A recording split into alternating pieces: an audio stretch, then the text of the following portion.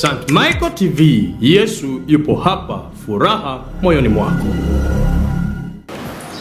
Wakorintho wa pili sura ya 9 aya ya 10. Naomba niisome kwenu. Na yeye ambaye mbegu mwenye kupanda na mkate uwe chakula, atawapa mbegu za kupanda na kuzizidisha, naye atayaongeza mazao ya haki yenu. Bwana Yesu asifiwe. Huu ndio mstari utakaotuongoza katika safari yetu ya mwezi huu wa pili. Na yeye ampaye mbegu mwenye kupanda na mkate uwe chakula, atawapa mbegu za kupanda na kuzizidisha, naye atayaongeza mazao ya haki yenu. Bwana Yesu asifiwe. Mahubiri yangu nimeapa kichwa kisemacho, taraji miujiza ya Bwana wa mavuno. Tarajia miujiza ya Bwana wa mavuno. Bwana Yesu asifiwe. Kwa nini ninasema tarajia miujiza ya Bwana wa mavuno? Kwa nini ninasema tarajia miujiza ya Bwana wa mavuno? Niwaonyeshe aliye Bwana wa mavuno ni nani. Natamani kila mmoja ajue aliye Bwana wa mavuno ni nani. Na kwa kujua aliye Bwana wa mavuno ndicho kitakachotusaidia kujua kwamba ni nani atupae mbegu na ni nani apokeaye mbegu katika ardhi akaiongeza, na hatimaye ni nani awekaye mazao ya haki katika maisha yetu. Nimeyasema mambo hayo. Ni nani atupae mbegu za kuvuna, za kupanda? Je, tunamjua? Na punde tunapopewa mbegu tukapanda na tumezitupa chini kwa taraji ya kupokea kitakachotoka katika mbegu, tunategemea kupata mengi. Ndiyo maana nasema tarajia miujiza kutoka katika Bwana wa mavuno. Maana mbegu itupayo katika ardhi, hujui itakavyoota, itazongwa na nini, lakini unatarajia mavuno katika maisha yako. Na ndiyo maana ya kupanda. Ndiyo maana ya mtu anapotaka kufanya nini? Kupanda, kwa sababu anatarajia mavuno.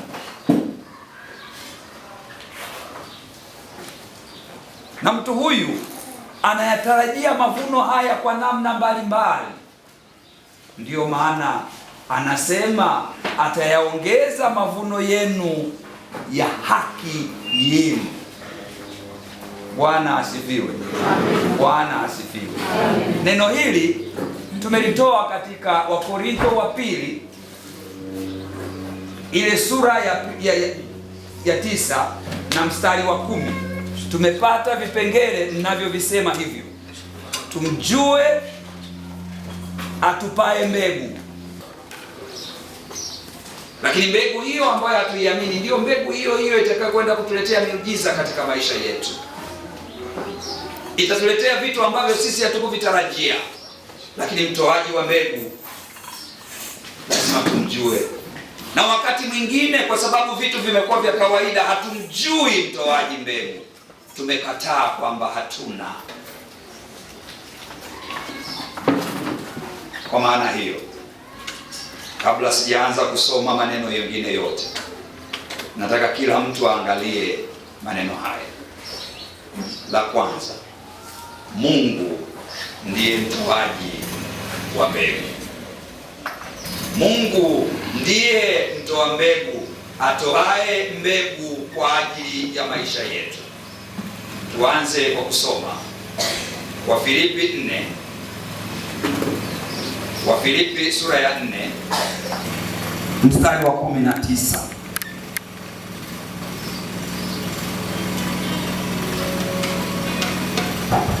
Wafilipi 4 mstari wa 19 unasema, na Mungu wangu atawajazeni kila mnachokihitaji kwa kadri ya utajiri wake katika utukufu ndani ya Yesu Kristo.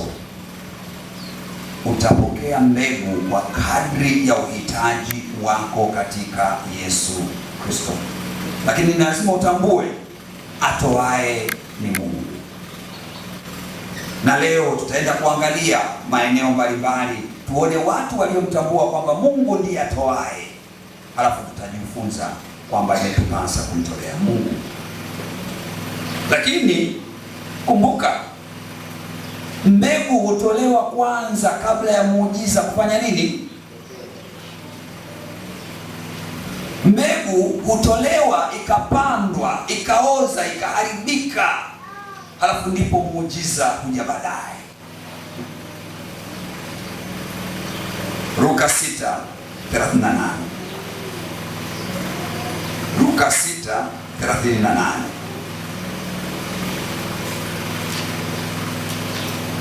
Ukisoma Luka 6:38 itatuonyesha jinsi ambavyo imetupasa kutoa.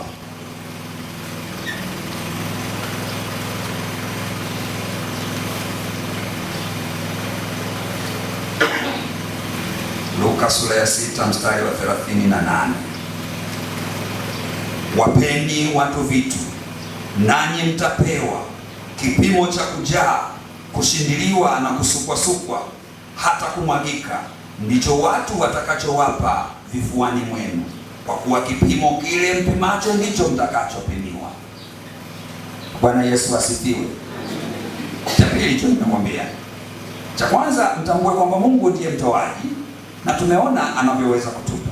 Lakini cha pili nakwambia, toa kwanza, panda mbegu yako ikaharibike, wape watu vitu unavyoona umepoteza, lakini kumbe ndiyo mbegu yako, maana Bwana atakupa kwa kipimo cha kushindiliwa na kusukwasukwa kifuani kwako. Na cha mwisho, tarajia muujiza sasa. Hii unaipata katika Marko 11:24, kila muombalo amini unalo na utakuwa umepata. Kila uombalo amini utakuwa umepata. Bwana Yesu asifiwe. Bwana asifiwe sana. Unajua unaposema tarajia muujiza kutoka kwa Bwana wa mavuno, mtu mwingine atakuuliza, baba, Bwana wa mavuno ana muujiza gani wa peke yake? Na kwa nini tumuite Bwana wa mavuno? Tunamuita Bwana wa mavuno kwa sababu kumbuka, mpanzi aliyebeba mbegu iliyo bora na akakuta udongo ulio bora, akaimwaga katika udongo ulio bora, yeye ndiye aliyeamua hii itoe 30, yeye ndiye aliyeamua hii itoe 60, yeye ndiye aliyeamua hii itoe 100. Yuko Bwana wa mavuno asemaye hii ni ya 30, hii ni ya 60 na hii ni ya 90, lakini udongo bado ni mzuri. Na mimi nakwambia, tarajia muujiza wako kutoka Bwana wa mavuno. Ikiwa ni 30 sawa, ikiwa ni 60 sawa, ikiwa ni 100 sawa, lakini mbegu yako moja ikuletee 30, mbegu yako moja ikuletee 60, mbegu yako moja ikuletee 100. Bwana Yesu asifiwe. Amen. Wengi tunapanda kwa namna hiyo, lakini leo nataka nikwambie maneno haya. Wengi tumejiuliza mbegu ni nini? Wengi tuna swali hili, mbegu ni nini? Mbegu ni sadaka, tena sadaka ya kawaida, ya vitu vya kawaida kabisa, lakini unapovitoa kwanza vikabariki wengi na utukufu wa Mungu, halafu ndivyo Mungu huvijaliza kwako. Kwa mbegu si kitu kingine, ni sadaka, tena sadaka ya kawaida. haina kitu cha ajabu, haina kitu tofauti, lakini ni sadaka umpeayo Mungu ikabariki wengine, nawe atakubariki. Tena sadaka hii hutolewa ikakupa muujiza wa ajabu, kwa sababu ulimpa Mungu ukiamini labda Mungu ndiye mhitaji.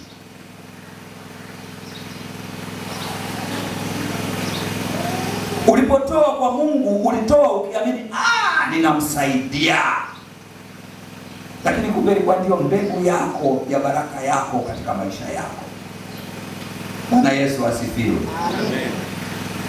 Leo nianze na swali la kichokozi ili kila mtu ajue kwamba mbegu aipandayo mtu inajibu. Hivi kati ya Elia na yule mjane wa Sarepta aliyekuwa na shida alikuwa nani?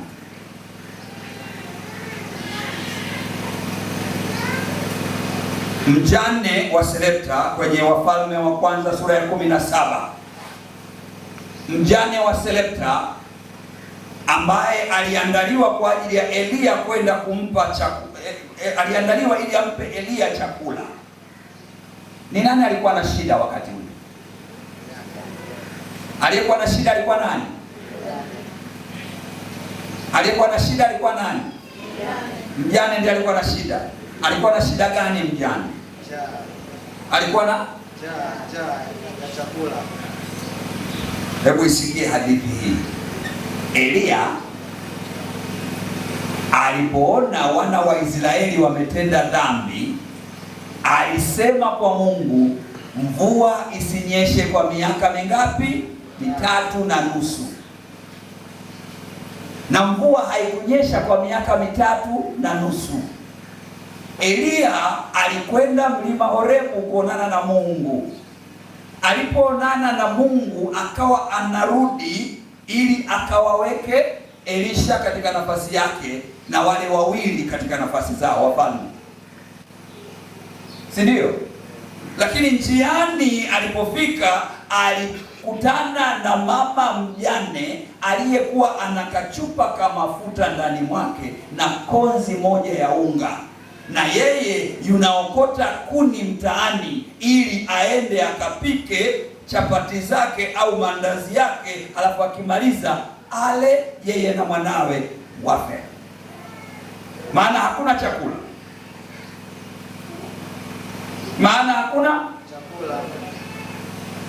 Anapewa amri na Elia. Kilichobaki hicho hicho ambacho ni cha kwako wewe peke yako na mwanao, mlo huu nipe mimi.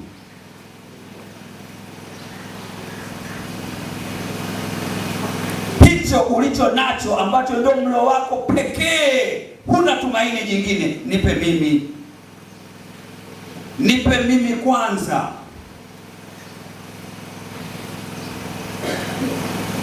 Mama yule alipokuwa anajibu anasema, hakika mtu wa Mungu, sina kitu nyumbani kwangu, nilicho nacho ni konzi moja tu ya unga na kichupa kidogo cha mafuta ambacho nitakula mimi na mwanangu, tukimaliza tunasubiri neema ya Mungu, ni kifo tu. Bwana Yesu asifiwe. Amen. Na baadaye mtoto huyo alikufa. Haikuwa hivyo, haikuwa hivyo. Lakini jiulize, mtoto alipokufa hakumwambia Elia kwamba baraka iliyokuja nyumbani kwangu ikoje. Alimwambia maneno haya, mtu wa Mungu, wewe umekuja nyumbani kwangu ili Mungu aione dhambi yangu, amchukue mtoto wangu? Jiulize swali, je, chakula kile alichotoa kwa ajili ya Elia alimpa nani? Maana angelimwendea Elia akajua kwamba Elia, wewe uliyesababisha chombo hiki hakiishi, kinatoa machakula kila siku, mwanangu kafa. Lakini alimwendea Elia anamwambia, ewe mtu wa Mungu uliyekuja nyumbani kwangu, umeiumbua dhambi yangu ili Mungu amtwae mwanangu? Hiyo ndiyo mbegu upandayo. Sadaka yako ya mbegu umpayo Bwana ni sadaka inayokwenda kwa ajili ya utakatifu na utukufu wa Mungu. Na tazama, hata yapotokea yaliyo mengi kwako, hayana uwiano, unabaki kuwa wewe unayehusika na madhara hayo. Maana angalijiuliza kwamba Elia ameleta neema na konzi moja ya unga na hii cha mafuta, lakini hapa pote nimeishi salama mpaka mvua imenyesha, lakini mwanangu kafa. Yule ambaye angalikufa, maana alikuwa anasubiria watengeneze konzi. Sasa sije angefanana na hii kule nyuma aliyeona huyu mtoto siwezi kumwangalia anapokufa, Haji akaamua kukimbia akakaa mbali, sije angefanana naye. Uyatazame maneno haya anayomwambia Elia ili yule mama akatengeneze kile chakula. Mstari wa 13 Wafalme wa kwanza sura ya 17 mstari wa 13 unasema, Elia akamwambia, usiogope, enenda ukafanye kama ulivyosema, lakini unifanyie kwanza mkate mdogo ukaniletee, kisha ujifanyie nafsi yako na mwanao.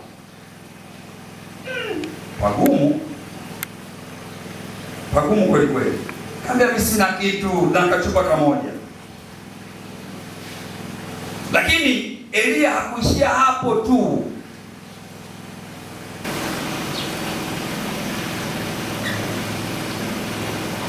Lakini Elia anasema, usiogope, nenda ukafanye kama ulivyosema.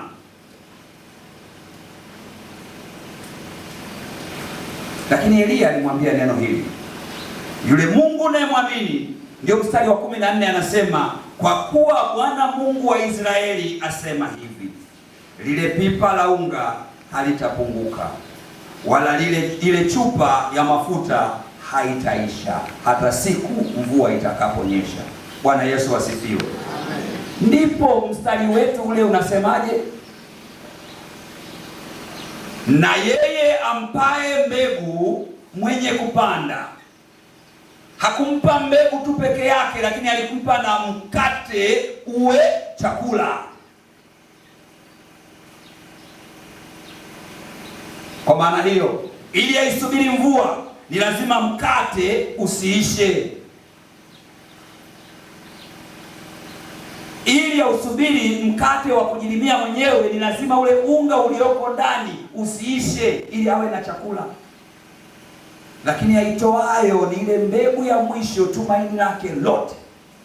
Nami nikuulize, ni mara ngapi umetoa sadaka yako yote? Wanaikumbuka sana nikiwa Christchurch Cathedral pale, siku moja nilikuwa na noti mbili, moja ni 1,000, nyingine ni 10,000, na mimi niko pale kanisani, lakini gari yangu mafuta taa inawaka, na mimi nikawa nimeziweka tofauti. Mawazo yangu ile 10,000 nikaongeze mafuta, lakini ile 1,000 nitoe sadaka. Mkono wangu ukakosea, ukaenda kwenye 10,000, nikatoa sadaka. Kwa hiyo nilipotoka nje ya kanisa na itafuta 10,000 nikaongeze mafuta, sina. Lakini na nauli ya daladala kwenda wapi? Nakaa Njiro. Niende na gari, niende na daladala. Basi nikajifanya sikio sipendi kupanda magari, kwa sababu nina buku na uhakika wa kufika nyumbani tarudi, ili nipate akili. Maana Jumapili nikitoa tu gari hapa, nilikuja kimungu nikapaki, siwezi kutoka. Lakini niwaambieni, sikufika Njiro sifanya nini? Sikufika, nirudia tu gari yangu na ikawa na mafuta tena 30 nikajaza funika. Huyo ndiye Mungu ajuae mahitaji yako kuliko unavyojua. Kwa hiyo mjane wa Sarepta alitoa sadaka ya mbegu, lakini kila unapomsoma mjane wa Sarepta hakuna ajuae kwamba ile ndio mbegu. Bwana asifiwe. Mbegu yoyote uwapo nayo mkononi ni lazima watu wakushangae unataka kufanya kitu gani. Mtazame hata yule mjane wa Elia kwenye Wafalme wa Pili sura ya 4. Alimwendea Elia anamwambia, tazama Elia, mume wangu amefariki, kaacha deni, mimi na watoto wangu sasa tunakwenda kuwa watumwa ili tulipe deni, nifanye nini? Elisha anamuuliza nikusaidie nini? Kwani wewe una nini? Yule mama anasema mimi na kichupa tu cha mafuta, mimi nacho kichupa tu cha mafuta. Halafu Elisha anamwambia, wewe na watoto wako nendeni kwa majirani mkaombe madramu ya kutosha, nendeni nayo nyumbani kwenu, ifungieni. Bwana Yesu asifiwe. Unaweza kufanya? Tulizane tu katika hali ya kawaida. Unaweza kufanya? Unaweza kufanya? Kuchukua kichupa tu cha mafuta alafu umebeba madramu kama 50. Hebu tutulizane swali. Umeomba ndoo za plastiki za kwa majirani wote kama 50. Alafu una kichupa cha mafuta. Cha kwanza unaweza kutii sauti hiyo. Lakini utapiga hesabu, nichukue angalau chache kidogo, 10, 5. Unaweza kufikisha 50 wewe? Wewe unaenda kwa jirani, naomba dumu la maji. Una kichupa tu cha mafuta.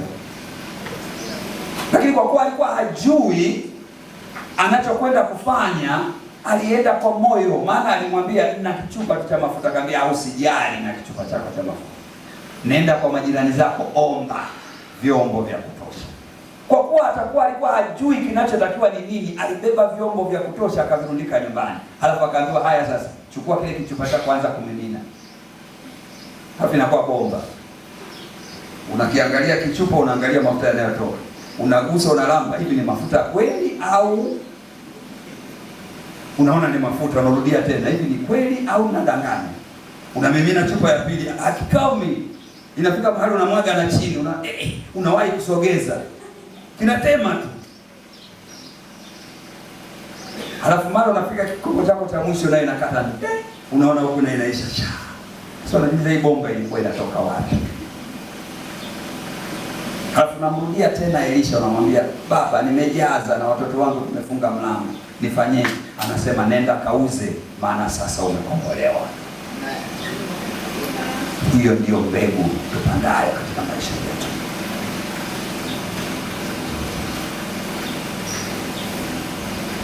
Sadaka hiyo itoayo kwa Bwana ndio itakayowakomboa watoto wako. Unaweza ukasema, niliwahi kuona mtoto mmoja anakwenda chuo, hana mtu wa kumsaidia, anakwenda chuoni, lakini mama yake na baba yake wao walikwenda kanisani kusema, Mungu asante, mtoto wetu sasa anakwenda chuo kikuu, hata sisi tusioweza, asante.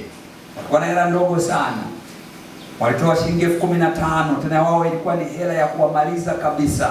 Mtoto yule hata ada hawajui namna ya kuweza kumlipia.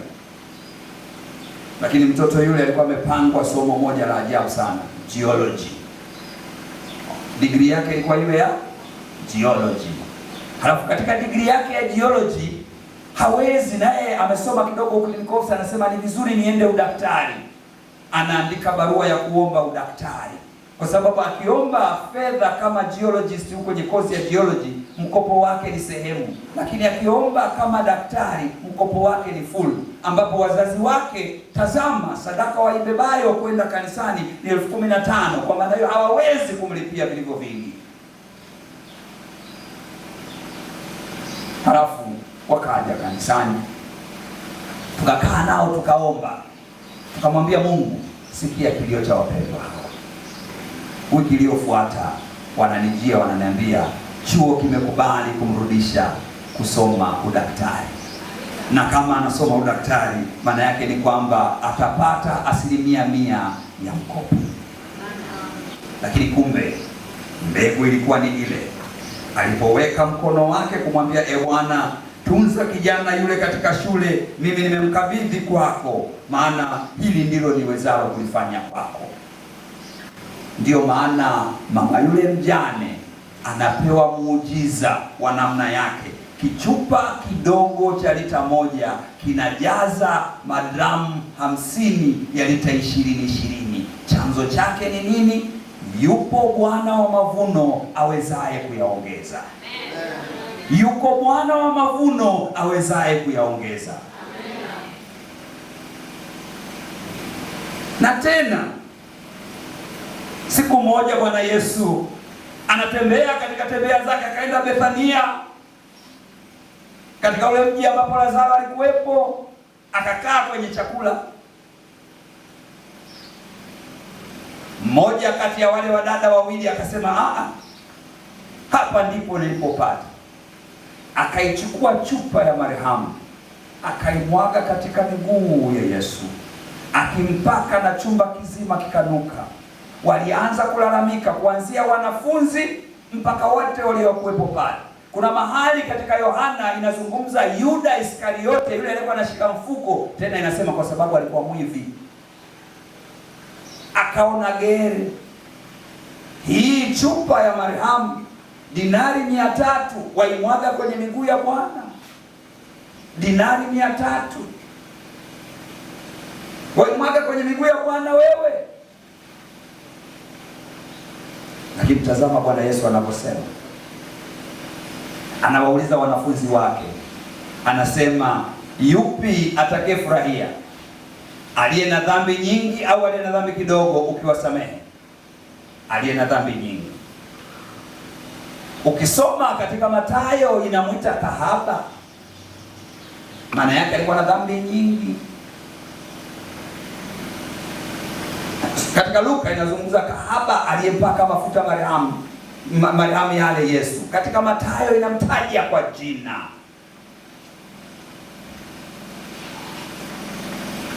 Bwana Yesu asifiwe. Kwa maana hiyo, mbegu ni sadaka ya kawaida ambayo wala wewe mwenyewe uliopanga kumpelekea Kristo, inayomaliza tumaini lako katika maisha yako. Inawezekana kabisa ukachukua chakula cha nyumbani kwako kinachoisha kabisa, kwamba sasa mimi leo hebu nimpelekee Bwana atakayeniongezea chakula hiki. Unampelekea Bwana kama ni mbegu yako, ili chakula nyumbani kisiishe. Ile unayomtolea ambayo katika hiyo umejua aliyenipa ni Bwana, kama alivyokuwa Ibrahimu aliyekubali kumtoa Isaka kwa sababu aliyempa ni nani? Anayetaka ni nani?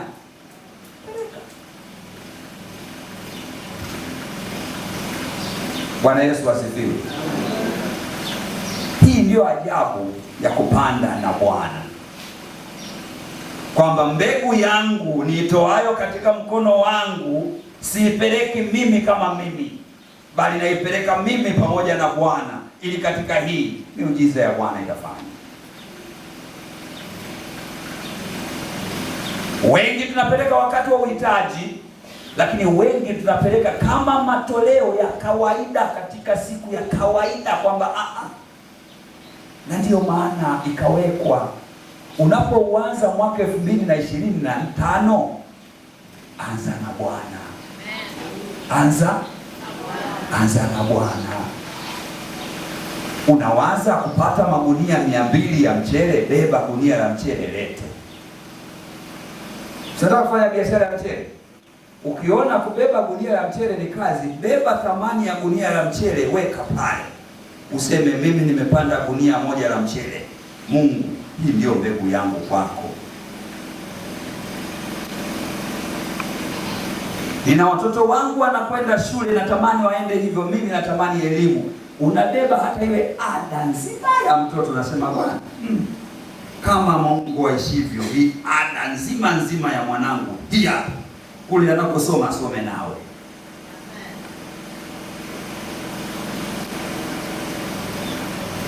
Kuna shughuli yako, unaweza ukasema mimi mwezi huu Bwana shilingi 500,000 mimi ndio ninachokula chakula, 50,000 ndio ninachokula chakula. Chakula chako cha nyumbani cha mwezi huu mimi napanda na Bwana. Hapo Bwana, mimi nimepanda nao, chakula nyumbani kwangu hakitoisha. lakini tulio wengi hatujaitafsiri kuona kwamba hiyo ndiyo mbegu ya kumpelekea Bwana, kwamba mimi nasimama na Bwana na mtaji wangu, nafanya shughuli fulani, mtaji wangu wa mwezi mzima huu, mwezi wote mimi nauweka kwa Bwana. Bwana Yesu, hii ndio mtaji wangu katika mwezi wa biashara yangu, nami naweka kwako, maana najua wewe ndiye Bwana wa mavuno, nami narudi katika kazi yangu nikaitimilize. Bwana Yesu asifiwe. Inafanana sana na dhabihu. Kupanda na Bwana kunafanana sana na kumtolea Bwana dhabihu. Mshahara wako wa kwanza unampelekea nani? Sasa jiulize swali, mshahara wangu mimi ni 200,000, nimebeba 200,000 yote nimempa Bwana, naishije? Naishije? Si ndivyo huwa mnajiuliza? Bwana atakupa kuishi. Bwana atakupa kuishi. Ndio maana yule alienda kuambia nendeni mkalete magereni, hayatoshi, nendeni mkalete. Alikuwa na akili timamu, ana kichupa cha mafuta. Vivyo hivyo yule asemaye mshahara wangu huu wote Bwana chukua. Kadiri unavyomuona hana akili ndivyo atakavyoweza kufanikiwa na umesimama. Narudia mambo matatu. La kwanza, Mungu ndiye akupae mbegu. Bwana Yesu asifiwe. Cha pili, toa kwa Mungu ndipo utakapoona yeye ajazavyo katika mkono wako. Cha tatu, tarajia sana muujiza wa Bwana katika kile ulichopanda katika Kristo. Usipande kwa sababu ya kudai miujiza. Ipo sababu tofauti hapo. Usije ukawa unapanda kwa ndoto ya miujiza, kwa sababu mjane wa Sarepta alipopanda chakula ambacho kilitarajiwa mtoto wake asife, aliyekufa ni nani? Mtoto alifanya nini? Mtoto alifanya nini? Usipande kwa sababu ya kudai muujiza, kwa sababu hutoupata, utakufa. Usipande kwa ajili ya muujiza. Usije ukasema natoa hii kwa sababu natarajia muujiza. Kumbuka, unapotoa mshahara wako wote, maana yake unategemea maisha yako ya mwezi yaishi. Yaani kuanzia tarehe 1 ifike tarehe 30 mshahara mwingine ufanye nini? Si ndio ilivyo? Si ndio ilivyo? Usianze kutarajia kwamba natoa mshahara wangu huu sasa na gari nitanunua na pikipiki nitanunua, maana yake huo ndio uongo mnaodanganyana. Baraka ya gari, baraka ya nyumba, baraka ya vitu vingine huja kwa namna ambavyo Mungu amekubariki continuously. Kadiri unavyoendelea kupanda na kumtolea, ndipo baraka za Mungu zinapofungua ili uweze kuweka na vitu vingine. Tunapopanda na Bwana, maana yake tunajitoa kwa kiwango kikubwa ili katika kikapo chetu paweze kuwekwa, kusindiliwa, kutikiswa na ikiwezekana na kumwagika. Kwa nini? Kwa sababu tumeanza na Bwana. Kwa mwaka 2025 unapoanza kuanza na Bwana, kama nilivyosema, tarajia miujiza ya Bwana wa mavuno, kwa kuwa yeye ndiye anayeweza kuongeza kila unapopanda mbegu katika maisha yako. Nimekuonyesha mjane wa Sarepta, nimekuonyesha mjane wa kutoka kwa Elisha, nimekuonyesha hata Mariamu aliamua kutoa marhamu ya bei mbaya. Dinari 300 alimwaga katika miguu ya Yesu. Sijui wewe una kitu gani katika maisha yako ambacho unahitaji.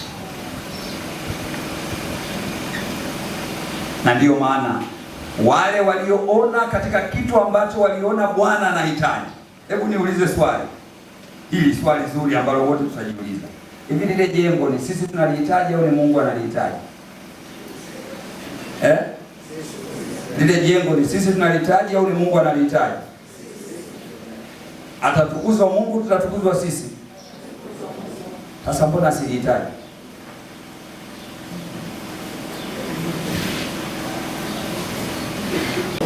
Sasa kwani Mungu alihitaji? Ndipo upofu ulipokaa hapo. Bwana Yesu asifiwe. Hapo ndipo upofu ulipofanya nini?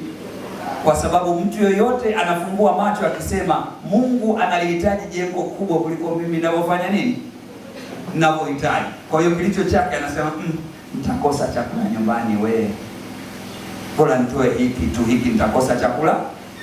Hakujua kwamba katika jengo lile atakapotoa ile shilingi ya mwisho, Mungu atamletea chakula wapi? Kwa jina la Baba na Mwana na Roho Mtakatifu.